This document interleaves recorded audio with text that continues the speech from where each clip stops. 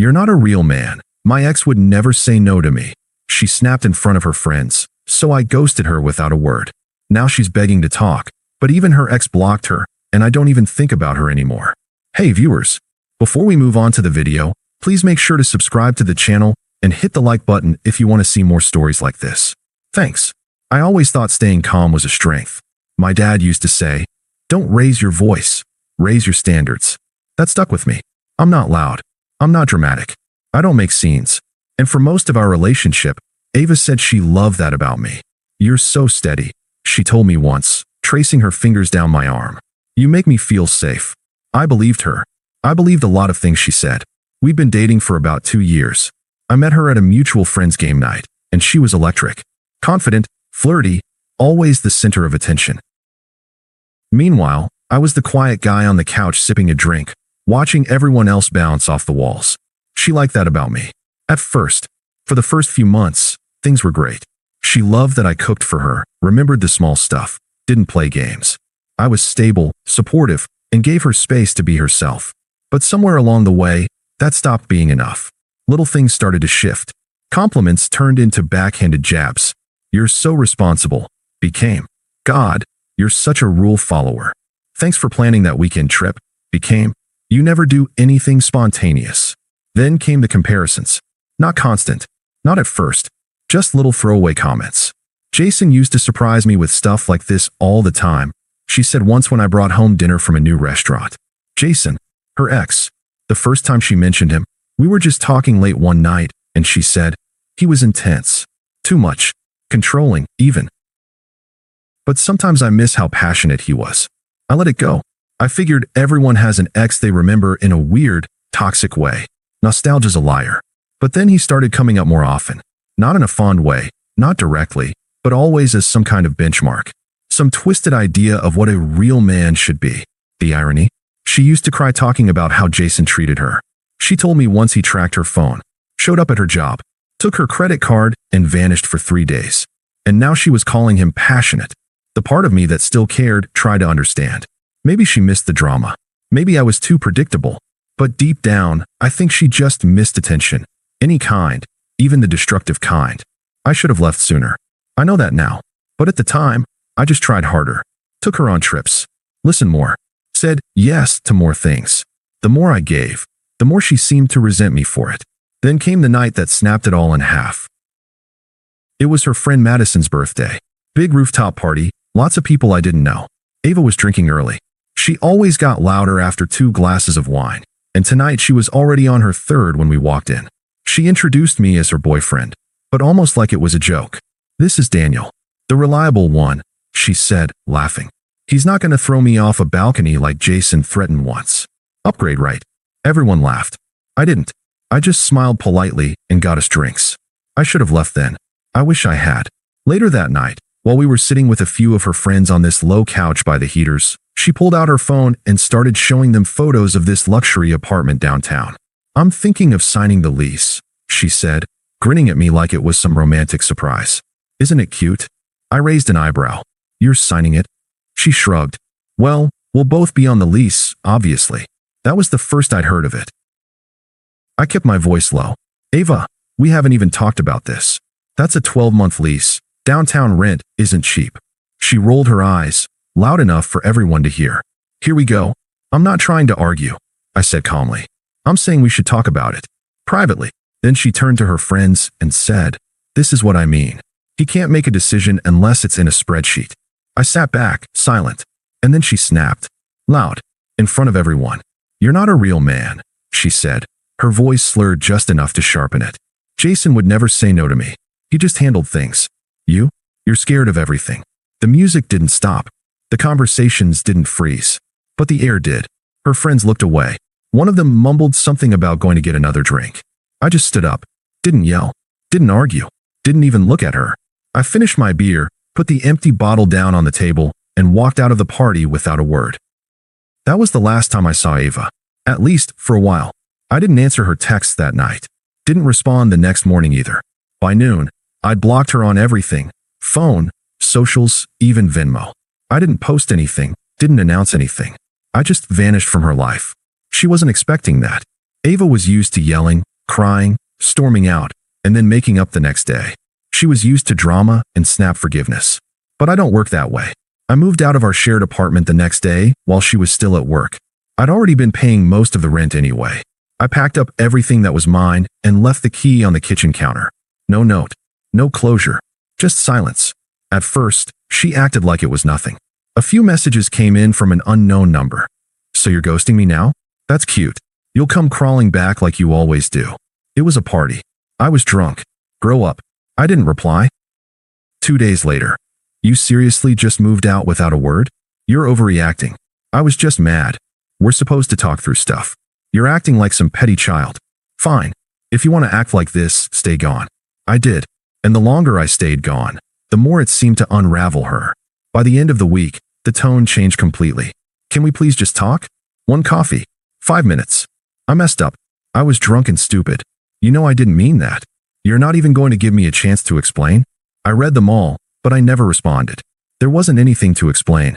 She said what she meant. You're not a real man. Jason would never say no to me. She wanted control.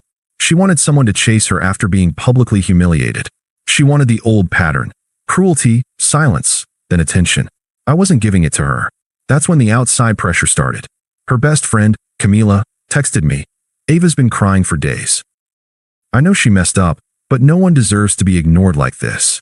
Then a mutual friend, Eric, messaged me on Instagram. Dude, she's not doing well. At least let her say her piece. They meant well, but they weren't there. They didn't hear what she said. Or maybe they did, and just didn't care enough to remember it. I didn't explain myself. I didn't argue. I just removed both of them too. That weekend, I stayed with my coworker Lena. She offered her guest room when I mentioned I needed a place for a while. She didn't ask for details, didn't pry. She just handed me a spare key and a blanket and said, "You don't owe anyone your peace." I'll never forget that. We weren't close before, but that week changed things. She saw me at my lowest and never asked for anything in return. We'd eat quiet dinners, talk about stupid work stuff, watch shows on opposite ends of the couch. It was peaceful. Meanwhile, Ava's silence didn't last long. I started getting new number texts every few days. I knew they were from her even before opening them. Jason's not answering my calls. I think he blocked me. I didn't even want to talk about that apartment. You made it awkward. I was trying to build a life with you, but you just ran. Don't you miss me? It was all slipping through her fingers. Her grip, her image, her control. One night, she sent a voice message. I didn't play it. I just watched the waveform bounce, then deleted it. She even tried Venmo messaging me $1 with "Can we talk?" I hit block again. I started sleeping better, working harder. Lena and I got closer. She never brought up Ava unless I did. I appreciated that. It made it easier to let the weight drop. And somewhere in the middle of it all, I realized I wasn't sad. I was free. Ava wasn't just toxic. She was performative. Everything was for attention, control, or reaction. The second I gave her none of that, the illusion shattered. She wasn't heartbroken. She was humiliated. Jason didn't want her. I didn't want her. And for the first time, she was forced to sit in silence she didn't control. I didn't need revenge. I didn't need closure. I just needed to not care anymore. And that's exactly where I was headed. I thought blocking Ava would be the end of it. But people like her don't go quiet without a fight. Not when they've lost the spotlight. The next time I heard her name was at work. Lena walked into the break room, phone in hand, shaking her head. "You're not going to believe this," she said. "Guess who just followed me on Instagram?" I didn't have to guess. She liked 2 of my selfies, Lena went on. One from, like, a year ago. What's she trying to do? Mark territory that isn't even hers. I sighed. She's spiraling. No, Lena said. She's watching. Ava didn't message Lena directly, but it was obvious. She was trying to rattle something. Test the water. See if I'd come chasing if she got close enough to someone I trusted. It didn't work. Instead, it made things clearer. A few days later, Eric, the mutual friend who tried to defend her, sent me a screenshot. It was a Facebook post from Ava's sister. Ava had apparently gone to see Jason again. Again. They got in some kind of fight. Public, messy, dramatic. Someone called the cops. No one got arrested, but it made enough of a scene that Ava's parents were called to pick her up. Jason blocked her the next day. I didn't laugh. I didn't feel vindicated. I felt nothing. It wasn't my life anymore. But her descent didn't stop there.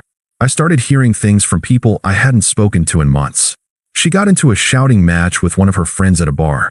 She lost a freelance client because she missed 2 deadlines in a row. Someone saw her crying in a parking lot next to her totaled car. No one hurt, just a dumb accident, but it added to the pile. And through all of it, she kept trying to message me from new numbers and accounts. I know I messed up.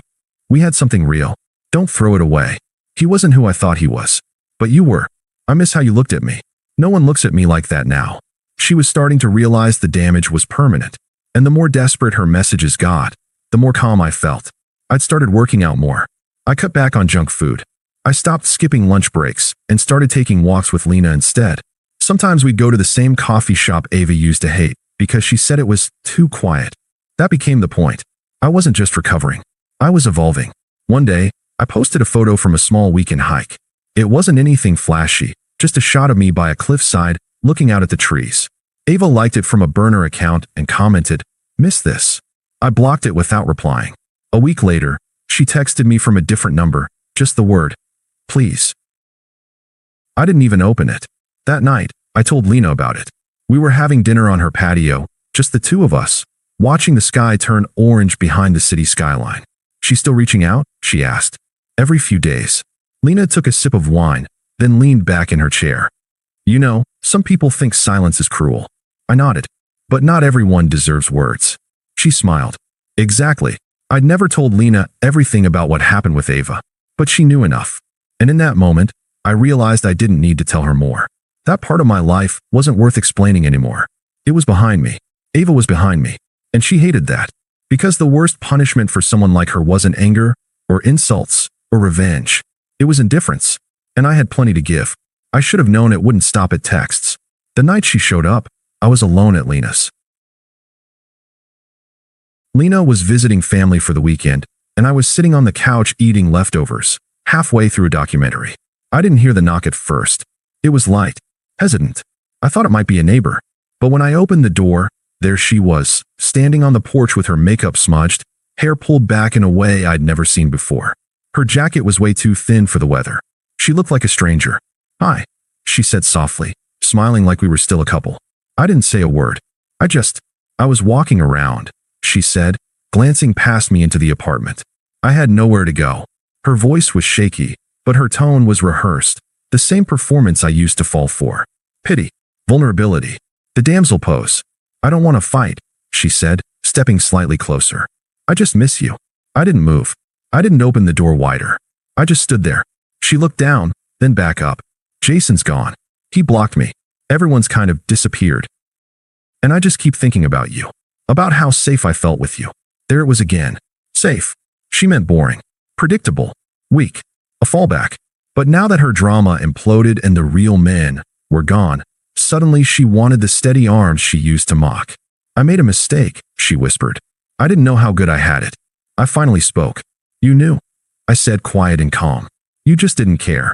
Her expression cracked for the first time. She wasn't expecting that. "I didn't mean what I said that night," she said quickly. "You know I was drinking." "I was angry. You meant every word," I said. "Because drunk you isn't different." She's just honest. She tried to step forward again, but I blocked the frame. "Please," she said. "Can't we just talk for 5 minutes? Just talk. That's all I'm asking." I looked at her for a long moment. Then I shut the door. No anger. No slamming. Just click. She stayed out there for a few more seconds, maybe waiting for the door to reopen. Then I heard her walk off. She never knocked again. After that, things went quiet for a while. I figured maybe that was it. She finally gave up. But people like Ava don't give up. They recalculate. 2 weeks later, I got invited to a mutual friend's engagement party. I didn't want to go, honestly, but Lena nudged me into it. "It's time," she said. "You've already moved on. Why hide it?" She wasn't wrong. I wore a clean button-up, showed up late, and kept things casual. I didn't drink. I didn't linger. I just made my rounds, said hi to old friends, and found a quiet spot by the back patio with a plate of food and peace. And then I heard her laugh. "Ava." I turned slowly. She was standing by the bar inside, talking to someone I didn't recognize. Dressed like she was trying way too hard to look like she wasn't trying. She saw me before I could turn away. Our eyes met for just a second, and she broke away from her group and came straight toward me. "Hey," she said, breathless. "Didn't think I'd see you here." I nodded once. "It's a small city." She laughed awkwardly. then looked down at her shoes like this was some kind of rom-com. I just wanted to say, I'm really sorry for everything. For how I treated you. For what I said that night. I said nothing. She took it as an invitation to keep going. I didn't mean it. You know that, right? I was drunk. I was trying to impress my friends. It was stupid. I let her talk. I was scared, she said. You were so calm all the time. It made me feel alone. Like you didn't care. I finally spoke. I was calm because I trusted you. I said. Because I thought we were partners. Turns out, I was alone the whole time. She blinked hard, like she was trying not to cry. Jason's not who I thought he was, she whispered. He used me. I was so stupid. You were selfish, I corrected. Not stupid. You knew exactly what you were doing. You just didn't think I'd walk. I just needed to feel wanted, she said, her voice rising slightly. He made me feel that way. You didn't. I tilted my head. So it was my fault you cheated? She opened her mouth, then shut it. I didn't cheat, she muttered weakly. No, I said. You just degraded me in public and chased the guy you used to cry about. That's not cheating. It's just pathetic. Her face twisted. You think you're better than me now, don't you? No, I said. I've always been better. I just didn't realize it until you showed me who you really are. She stared at me, waiting for me to flinch. I didn't. Lena walked up beside me a second later. You ready to go? I nodded and turned back to Ava one last time. I hope you figure yourself out, I said. But I'm not going to be part of the mess you leave behind anymore. Then I walked out with Lena. Ava didn't follow. She hasn't reached out since. It's been months now. Ava's name doesn't come up anymore. Not from friends, not from messages, not from my own thoughts. She's just gone.